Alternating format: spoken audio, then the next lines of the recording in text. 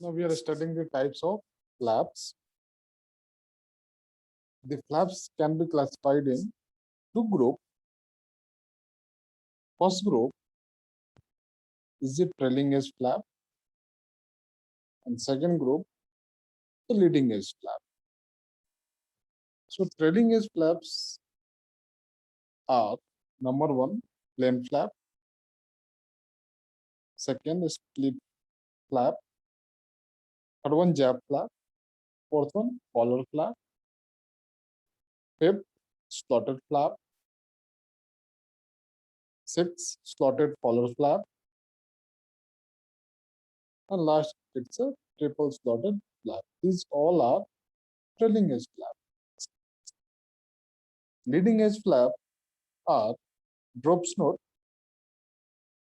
better we can say drop leading edge flap, also known as the drop snort and Kruger flap. Now we are coming to plain flap.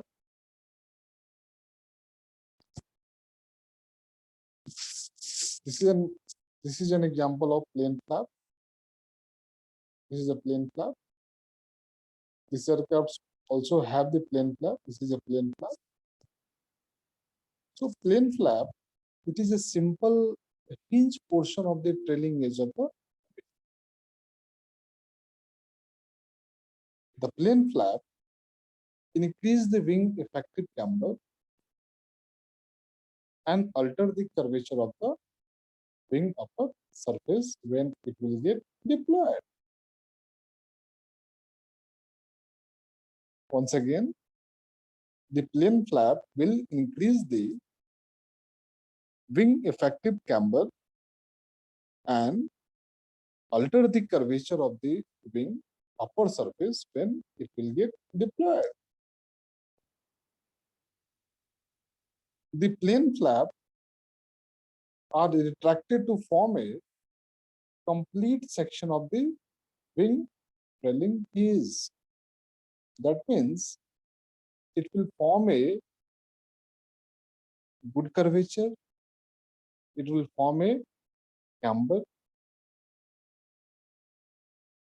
The plain flap, when deployed, when in use, it is hinged downwards. The plain flap are fairly limited in the amount of lift they can create. That's because as air move over the wing, it's lose energy and start to separate from the wing. Now we can see in this picture. When plain flap will get deployed, now boundary layer will get separated. Once the flap will fully extended, the airflow separation is even more, which will create the large wake behind the wing. That large wake is nothing, it is a drag. Now, this wake has the more advantage. This wake is also known as a drag, which is created by generally boundary layer separations.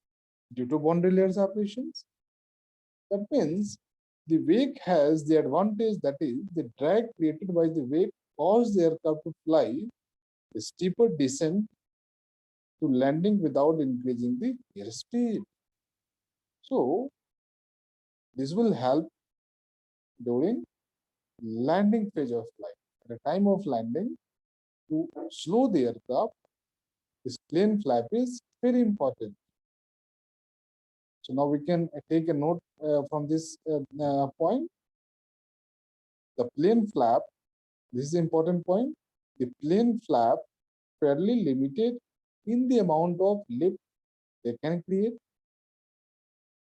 Once the plain flap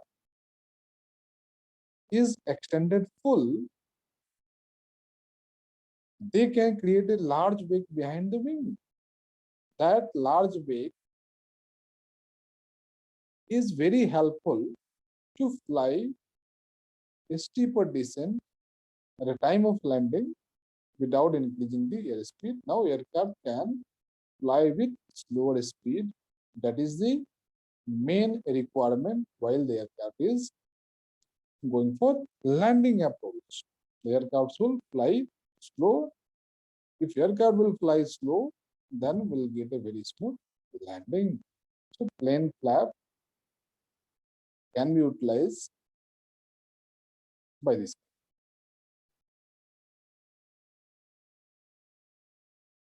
Now this is basically a plane flap. Plane flap is getting extended. You can see in this animation.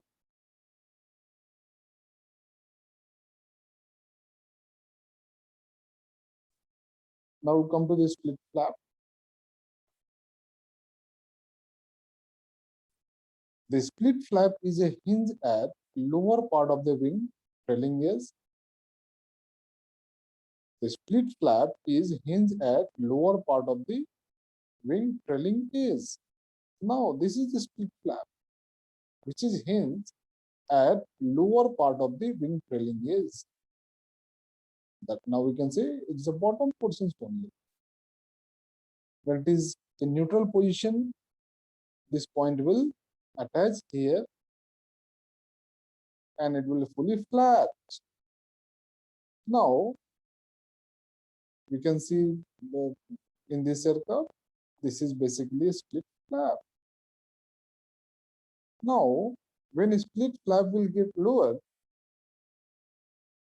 the wing top surface is unchanged. Yes, there is no any that camber increase or decrease if the split flap will get deployed because it is hinged at lower part of the wing trailing edge.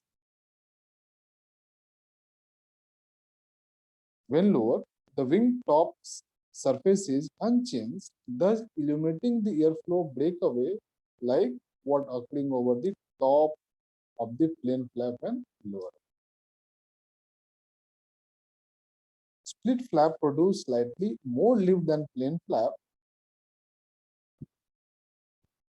but like other plane counterpart, they also produce a lot of drag. Yes, it can create the more interference drag.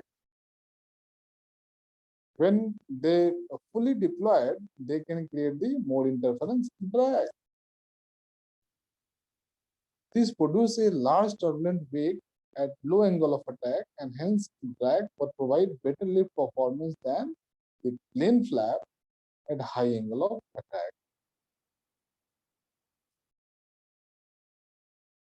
So now this is a diagram for wake created by the split flap.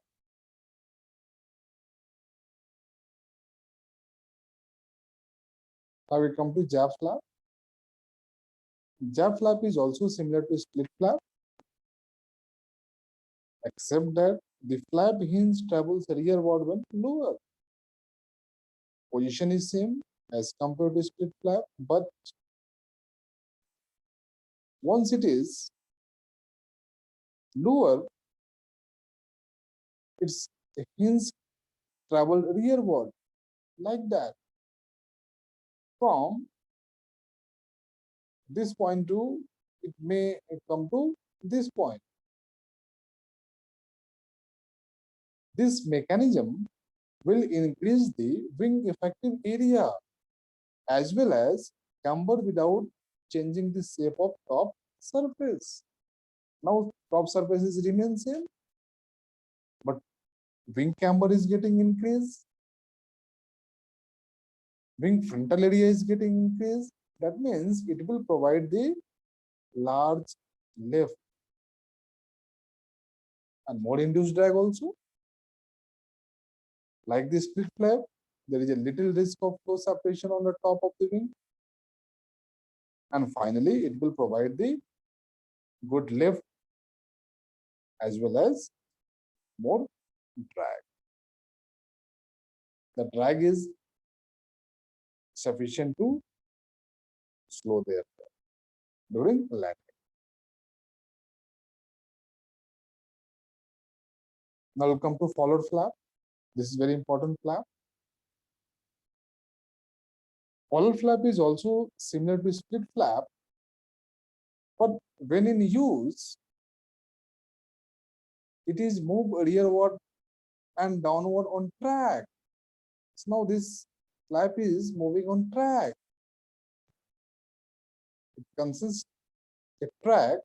Now forward flap will move on track. The actions will increase the wing camber and also wing frontal area, which will give the additional amount of lift. Now we can say forward flap is similar to split flap. When it is lower, it is moved rearward on track. Now we can see these animations. The flap is moving on track. There is a track. So now forward flap will move on track. This flap is perfect for very large jets. That's why forward flap may be utilized for transport category aircraft that need a lot of lift but limited amount of drag. So this flap will give a more amount of lift, it will generate a more amount of lift, and it will provide the less drag as compared to other flaps. Forward flap often have a series of slots to add energy to the airflow, as well as they're called slotted forward flap also. Basically, airliner, yeah, or large transport category aircraft, they generally utilize this slotted forward flap. Once they are get extended, they will get operated.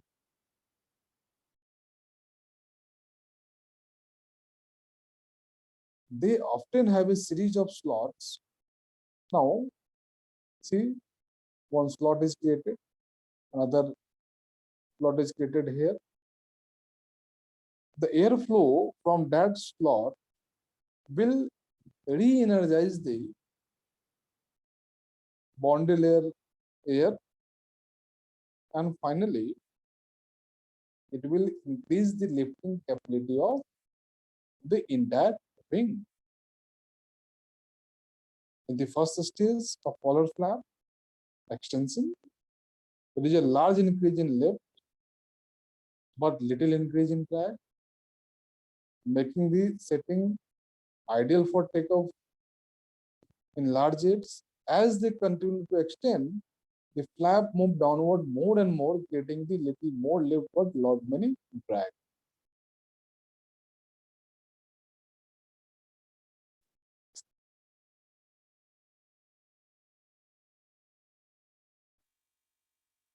Now we'll come to slotted flap. Slotted flap are most commonly used flap. They can be found in both small and large aircraft. They increase wing camber like other flap. When extended, they open a slot between wing and the flap. By opening the slot between the wing and the flap, the high pressure air from the bottom of the wing flow to the slot into the upper surface. This add energy to the wing boundary layer and delay airflow separation and produce less drag. This result lots of additional lift without excessive drag. So that is the advantage of a slotted flap. Once the flap will get extended, the slot will get formed. The air from that slot will add energy to the wing boundary layer and delay the airflow separation. If airflow will get, if airflow separation will get delayed, now complete wing lifting capability will still in exist, still more, and finally will get a lift from that main plane without excessive drag.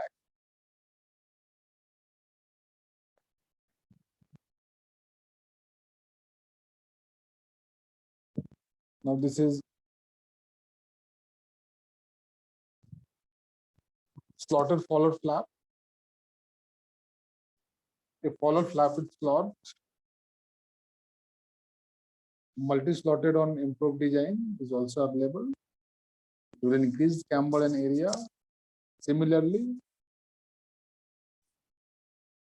the breakaway of airflow from the flap upper surface can be delayed until even greater angle of flap depression by providing two or more slots. Is a triple slotted flap. Here are the four flap, mid flap and out flap.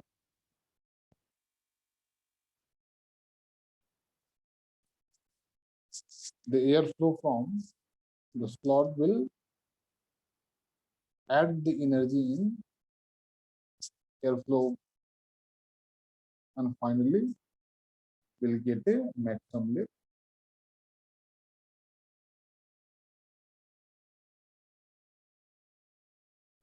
I will come to the leading edge flap. The purpose of leading edge flap is used to improve the wing lifting capability at lower speed in a similar manner to that of trailing edge flap by principally increasing the wing camber.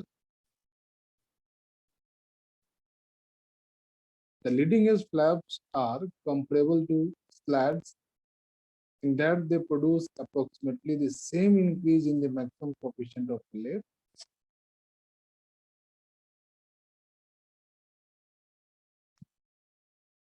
There are two types of leading edge flap. One is known as the drop snoot. In these aircrafts, these are the drop snoot. Here and here, these are known as the drop snoots. Kruger flap, this is the Kruger flap, which is extended. Now we'll come to drop snoot. These normally cover the complete span. This cover the complete span. Leading edge flap. This is a type of leading edge flap which cover the complete span and are bow at a high angle of attack but retract at low angle of attack. They generally operate at high angle of attack automatically. Once the aircraft will reach toward the critical angle of attack, basically the drop snoot will get extended. So they are bow at high angle of attack but retract at low angle of attack to give the required leading edge required. They are extended by a screw jack by hydraulic mechanism. Either it may via the screw jack or by hydraulic arrangement. If they will extend it by screw jack arrangement, there must be pivot, there must be hinge point on the lower wing surface.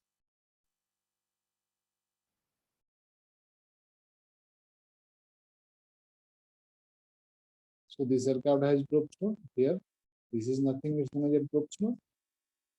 A drop snoot or drop nose is a type of high lifting devices found on wing of some aircraft. Droops are similar to leading edge slat, but the difference that the entire leading edge sections rotate downward. It's very important. Whereas slat is a panel that moves away from the wing leading edge when it is deployed. These are the difference between slats and drop snoots. They generally rotate downward, but slat generally moves away from the wing leading edge. These are a difference between. They are similar with the slats, but when a device will rotate downward, it is said to be drop snoot, And when the device is moves away from the leading edge, they are said to be slat.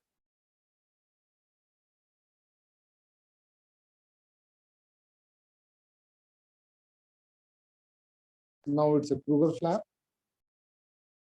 This is an example of a Kruger flap. This figure, this is a Kruger flap. They basically operate with the screw jack, can operate it with the hydraulic mechanism also. This is a hydraulic actuator. This is screw jack actuators. But better we can say screw jack.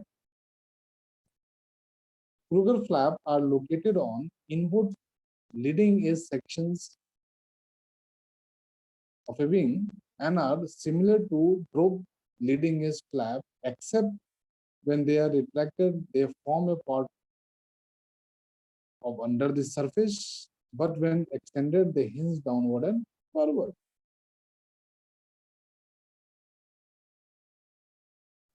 Kruger flap also increase the lift at low speed by increasing the camber. If camber is getting increased, we'll get more lift. Leading and trailing edge flaps are normally coupled to operate together. They are lowered automatically when the aircraft speed fall near to the stalling speed.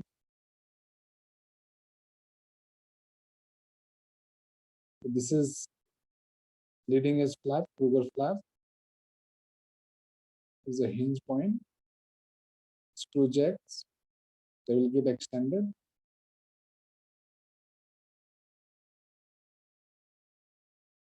This is slat actuated, hydraulic slat actuator. This is a Kruger flap. This is a comparison of different kinds of flap available with aircraft with coefficient of lift. Adding flaps gives higher coefficient of lift. This aerofoil only. The coefficient of lift lying between 1.2 to 1.6. When flap is added with aerofoil, now significantly coefficient of lift is getting increased here 2.4. Leading a slat further increased. Split flap further increase, single slotted flap further increase, double slotted flap further increase, double slotted flap with leading edge slat further increase.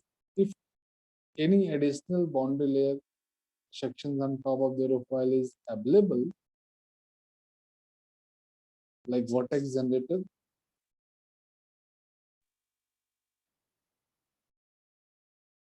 so coefficient of lift can increase further.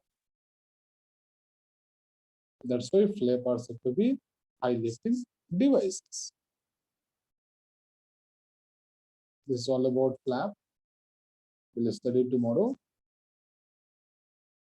Slats and slots, spoilers, lip dampers, and other devices. Thank you.